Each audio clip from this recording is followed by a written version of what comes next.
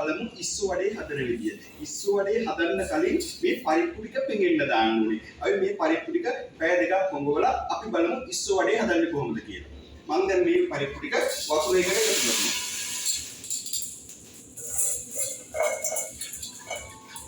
පැය දෙකක් අයි මේක පෙඟුණාට පස්සේ බලමු ඉස්සු වඩේ හදන විදිය.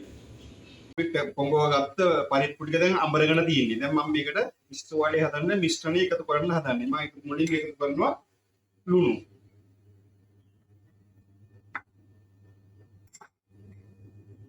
කරබිංචා, මං පොල් ටිකකුත් එකතු කරනවා. මං හදන ඉස්සු වඩේකට පොල් ටික. මේක අලුත් රෙසිපි එකක්. ඒකට අමු මිරිස්, කෑලි මිරිස්, ගම් මිරිස් කුටිකුත් මම එකතු කරනවා. හොඳට සිහින්න කපාගත් ලුණු. මම මිශ්‍රණය හොඳින් කලවම් කරනවා.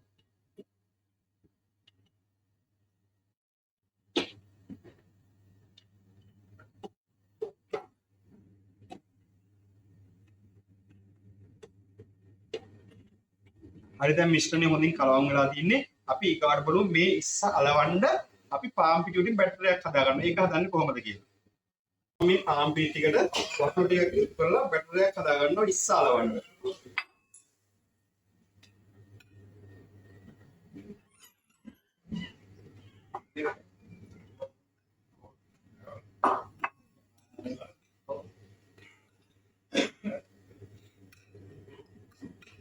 ටිකක් මම දැනට මේ බැටරි එක හදාගත්තා. ඉස්ස අලව ගන්න ලේසි.